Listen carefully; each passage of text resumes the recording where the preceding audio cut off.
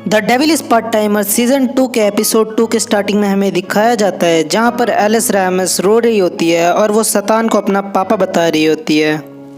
माओ Emilia से कहता है कि वो उसकी हेल्प करे। एमिलिया बोलती है कि आखिर वो कैसे करे, और फिर एलिस रैमस रोते रोते वहां पर जाकर एमिलिया को पकड़ लेती है और उसे अपनी मम्मी बताती है। सारे लोग वहां पर एमिलिया को बहुत ध्यान से देखने लगते हैं। एमिलिया बोलती है कि तुम लोग मेरी तरफ ऐसे मत देखो।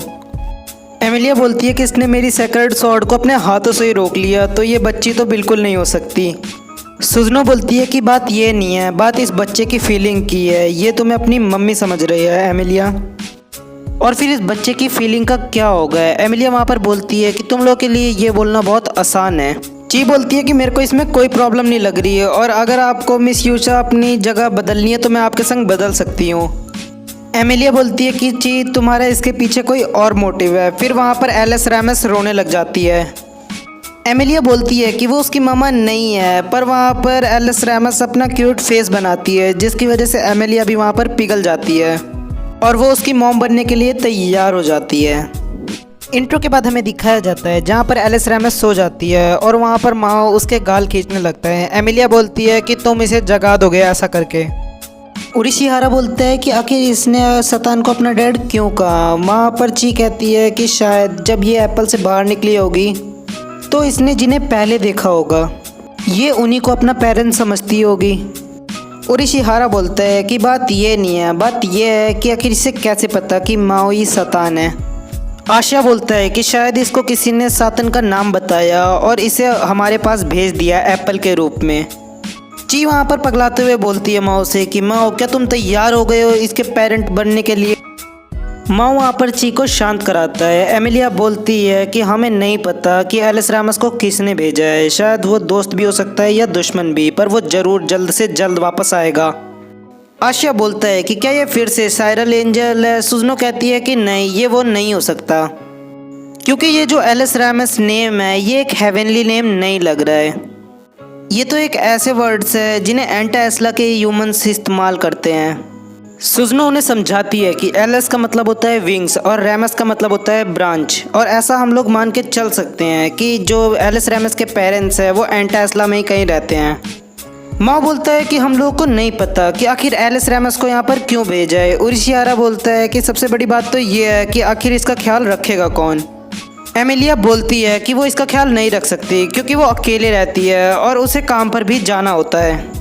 आशिया बोलता है कि वो लोग इस घर में 3 आदमी रहते हैं और वैसे भी उन लोगों का ही बजट उन लोगों के लिए पूरा नहीं पड़ता। ची बोलती है कि वो उन लोगों की मदद करना चाहती है पर वो नहीं कर सकती अपने पेरेंट्स की वजह से। सुजनो कहती है कि वो उसे संभाल सकती है क्योंकि जब वो चर्च में थी वो बहुत सारे बच्चों को संभालती थी, और तभी वहाँ पर माओ कुछ सोचता है और फिर वो बोलता है कि एलिस रैमस की जिम्मेदारी डेविल कैसल उठाएगा। सीन शिफ्ट होता है, हमें दिखाया जाता है ची और उसकी फ्रेंड का सीन जहाँ पर उसकी फ्रेंड बोलती है कि क्या तुमने बता दिया अपनी फीलिंग्स के बारे में माओ को। ची बोलती है कि उसने माओ को बता दिया, पर माओ ने अपना कोई भी क्लियरली जवाब नहीं दिया है अभी तक। सीन शिफ्ट होता है, हमें दिखाया जाता है जनरल स्टोर का सीन जहाँ पर ची कुछ सामान खरीद रही होती है और वो सामान लेकर माओ के घर जाती है जहाँ पर आशिया गेट खोलता है और उसकी हालत ख़राब हो रखी होती है। ची बोलती है कि आशिया कुछ बुरा हुआ है। वहाँ पर आशिया बताता है कि एलिस रैमस अभी अभी सोई है। आशिया बताता है कि एलिस रैमस ने उन लोगों को कल रात से ही परेशान किया है और वो जब उसे सुलाने की कोशिश करते तो वो उनसे सिर्फ एक ही बात पूछती कि आखिर उसकी मामा है कहाँ पर। ची बोलती है कि तुमने इसे आखिर खिलाया क्या। आशिया बताता है कि उसने इसे उडॉन खिलाया। ची बोलती है कि मैं तुम लोगों के लिए इसकी ज़रूरत का सामान लेके आई हूँ, और वहाँ पर कुछ बच्चों की ज़रूरत के सामान होते हैं। आशिया वो देखकर कहता है कि मैं आपका शुक्रिया कैसे करूँ। आशिया बोलता है कि जब सातन अपनी पूरी पावर गेन कर लेंगे तो हम यहाँ पर जापान में एक डेविल की नई आर्मी बनाएंगे और उसमें आपको सबसे ऊपर की पोजीशन देंगे। ची बोलती है कि उसको इसकी कोई ज़रूरत नहीं है और वैसे भी ये सब करने में उसे बहुत मज़ा आया, और एक दिन उसका और माओ का भी, और वो ये बोलते हुए शर्मा रही होती है।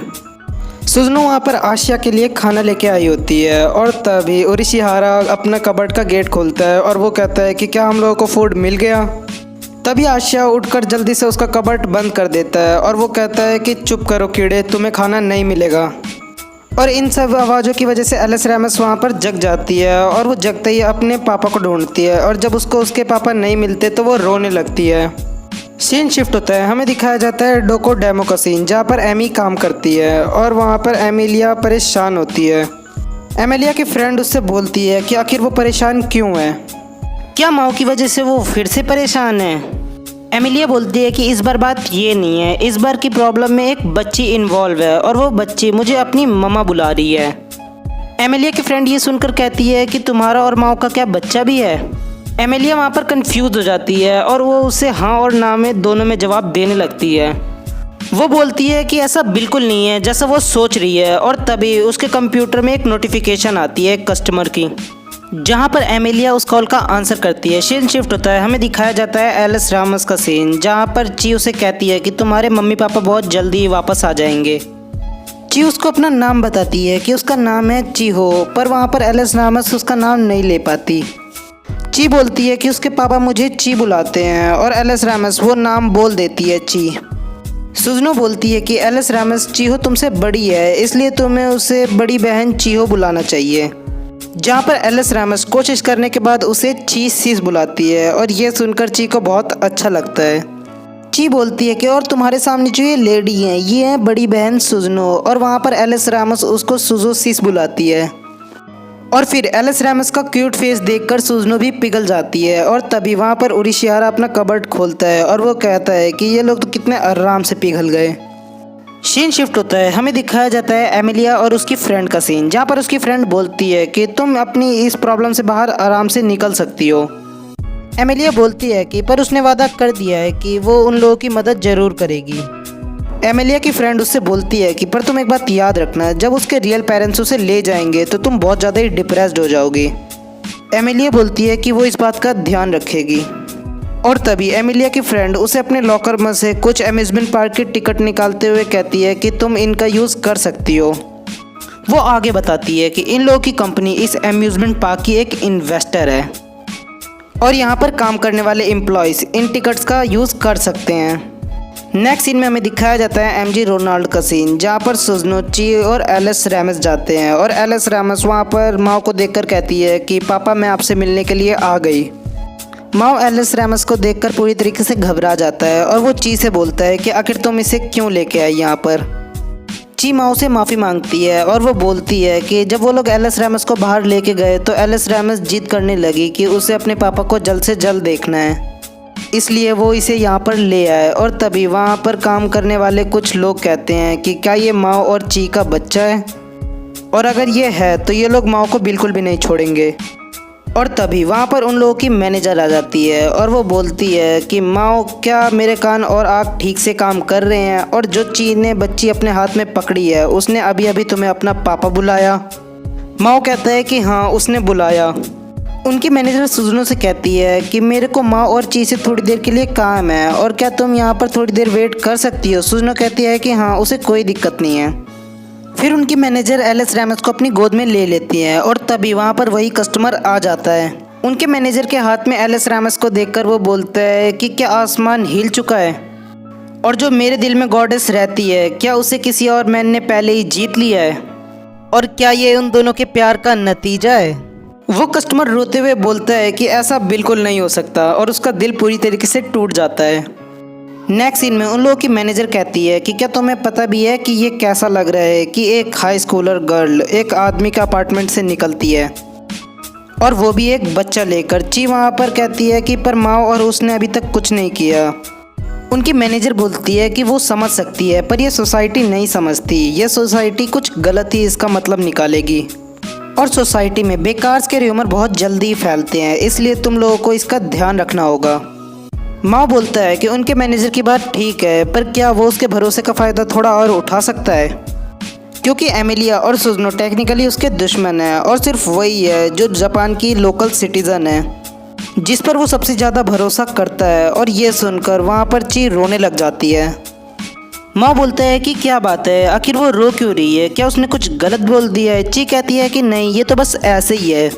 ची बताती है कि ह्यूमंस जब भी रोते हैं जब वो बहुत ज़्यादा ही खुश होते हैं। ची बोलती है कि वो उसकी पूरी तरीके से मदद करेगी इसमें। और तभी वहाँ पर उनकी मैनेजर आती है और वो बोलती है कि मैं तुम्हें एक चीज़ देना तो भूल ही गई। और तभी वो उन्हें वही अम्यूज़मेंट पार्क की टिकट निकाल के देती है और वो बोलती है कि तुम लोग इसका इस्तेमाल कर सकते हो। और वो उन लोगों को याद दिलाती है कि उसने उन्हें क्या कहा था। सीन शिफ्ट होता है, हमें दिखाया जाता है माओ का घर का सीन, जहाँ पर माओ कहता है कि टोक्यो बिग एग टाउन एक अम्यूज़मेंट पार्क है और वहाँ पर हम लोग अपने बच्चों के संग मज़े कर सकते हैं। और ये सुनकर एलिस रामस कहती है कि अपने मम्मी पापा के संग जाने में बहुत ज़्यादा ही मज़ा आएगा। माओ एलिस रामस से पूछता है कि हम दोनों पार्क चलेंगे पर वहाँ पर तुम्हारी मम्मा नहीं आएंगी तो कैसा रहेगा।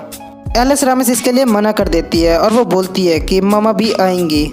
माँ उससे फिर से पूछता है कि तुम और तुम्हारी मम्मा चले जाना पार्क और वहाँ पर मैं नहीं आऊँगा, पर इसके लिए भी एलिस रामस मना कर देती है। माँ बताता है कि एमिलिया और उसे वहाँ पर जाना ही होगा। आशिया बोलता है कि सर आप, एमिलिया और एलिस रामस अकेले होंगे तो आप लोगों पे खतरे के चांसेस ज़्यादा होंगे। ची एमिलिया को एनकरेज करती है वहाँ पर जाने के लिए। नेक्स्ट सीन में हमें दिखाया जाता है एमिलिया के अपार्टमेंट का सीन, जहाँ पर वो कहती है कि मुझे इससे नफरत है। और तभी वो बोलती है कि आखिर मैं उन लोगों की मदद क्यों कर रही हूँ। वो बोलती है कि वैसे भी मैं एलिस रामस के संग उसकी मुँह बोली माँ बन के जा रही हूँ, ना कि डेविल की वाइफ बनकर।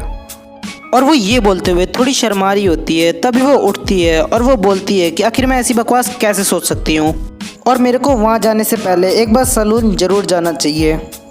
और तभी एमिलिया को किसी का कॉल आता है और वो कॉल पिक करती है और फ़ोन कॉल पर उसकी पुरानी फ्रेंड एमेरेडा होती है। एमिलिया उससे माफ़ी मांगती है उस पर चिल्लाने के लिए। एमेरेडा बोलती है कि कोई बात नहीं और वो बोलती है कि क्या तुम भूल गई कि तुम एक हीरो हो। एमिलिया बोलती है कि वो बिल्कुल नहीं भूली और वो अपनी जॉब अच्छे से कर रही है हीरो की। एमेरेडा उससे पूछती है कि वो जो एंजल था जो तुम्हारी सेक्रेड स्वॉर्ड के पीछे था आखिर उसका क्या हुआ। एमिलिया बोलती है कि सारियल की चिंता करने की तुम्हें कोई ज़रूरत नहीं है, वैसे भी वो अब कुछ नहीं करेगा। एमिलिया एमेराडा से पूछती है कि क्या तुम्हें एक बच्ची के बारे में पता है जो एक एप्पल में से निकलती है। एमेराडा बोलती है कि एक एप्पल में से? उसने आज से पहले कभी भी ऐसा नहीं सुना था, ना ही डीमंस में ना ही ह्यूमंस में। एमेराडा बोलती है कि वो इसके बारे में देख लेगी। एमिलिया उसे थैंक्स करती है और वो बोलती है कि मेरे को ज़्यादा चिंता लेने की कोई ज़रूरत नहीं है। सीन शिफ्ट होता है माओ के घर की तरफ, जहाँ पर आशिया चिल्ला रहा होता है सर आप अकेले बाहर मत जाइए, मुझे भी अपने संग ले चलिए।